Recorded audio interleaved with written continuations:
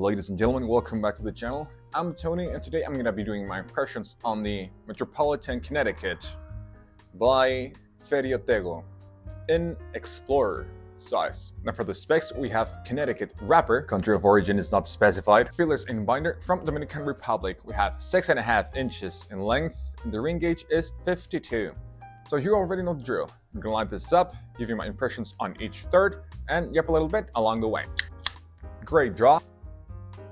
Now, if you have seen any of my previous cigar-related videos, you already know I don't like to talk too much on the first 5 to 10 minutes because I like to give some time to the cigar to wake up. But I do have to say that I'm expecting medium to medium plus flavor and also strength. This is my first time having this blend. As a matter of fact, this is the first episode of my annual cigar marathon. Then I'm gonna bore you with that in this clip. So my cigar marathon consists of purchasing every single blend of a specific brand that I choose, not in every vitola though, because it would be very complicated and very expensive. Smoke through every single one of them, enjoy them as much as I possibly can, and in the end, I will pick my favorite and purchase a box of that blend. The brand that I chose for this year's cigar marathon is obviously Ferio Tego. We're gonna start off with the Metropolitan collection, then the Timeless collection, and in the end, I will smoke the Suma, Elegancia, and also the Generoso. Actually, on my Instagram, I posted a picture to commemorate the beginning of this year's marathon. Obviously, in that picture were all the blends from Ferio Tego. The TAA exclusive are not included, nor the Metropolitan 30-year anniversary. So, with nothing left to add, back to the video. Let's start off with this marathon. So I'm gonna start smoking this, and I'll let you know my impressions regarding the first third.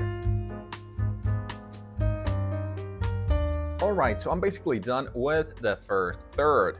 And I want to start off by saying that flavor is medium, strength is mild plus. Now regarding the flavors though, of course we have this classic hazy eater combination. Second place we have some cashews, and third place we have the faintest amount of white pepper. All of those flavors in both my retrohale and also my palate. And that's it as far as the flavors go. Now pairings that I will suggest this gorgeous looking cigar with. As I've said, lately I've stopped pairing my Connecticut cigars with alcoholic beverages. So if you have a go-to pairing for a Connecticut cigar, go ahead. I just found out that I enjoy these type of cigars the most with black coffee or an espresso. Remember, those two options are something that you can never go wrong with. But of course you can pair this with whatever you want. It's super windy, but we have fairly good smoke output. So I'm gonna keep smoking this and I'll let you know my impressions regarding the second, third. Alright, I'm gonna proceed with the traditional secondary band removal before it starts burning. I'll put it close to the mic to see if it's satisfying or not. Nope.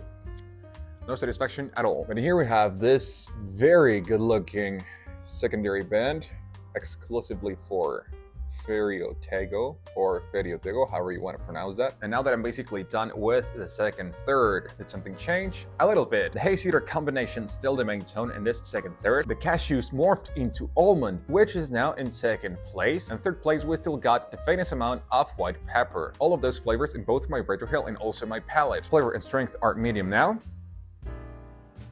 And we still have fairly good smoke output. Now before we go any further, I'm going to proceed with the traditional primary band removal. I'll put it close to the mic to see if it's satisfying or not. Meh. Minimum satisfaction. And here we have this very nice looking Metropolitan band, Metropolitan Connecticut, New York handmade. Very nice. So I'll keep puffing this down and I'll let you know my impressions regarding the final third. Alright, so I'm almost done with the last third. Did something change? Not really. The hazy eater combo still the main tone. Underneath that, thankfully, we still got the almond. And third place, we still have the faintest amount of white pepper. All of those flavors in both my retrohale and also my palate. Flavor and strength still medium.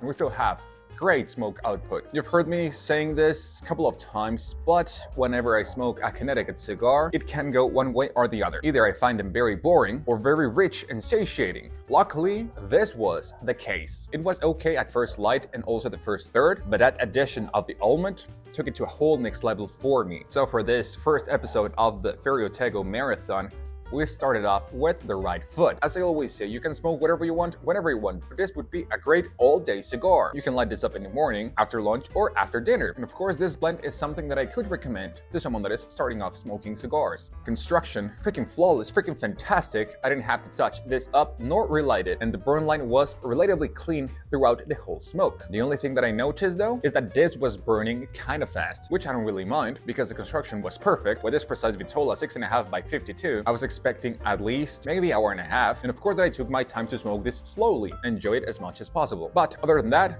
flawless construction. I'm gonna smoke this to the knob, and that's it for me. Thank you so much for watching this video. If you made it this far, I really hope you found this video useful. So, thank you so much. Tack så mycket. Merci beaucoup. Muito obrigado. Dankeschön. Muchas gracias. Spasiba. Keitos. Grazie mille. Arigatou gozaimasu. See you in the next video.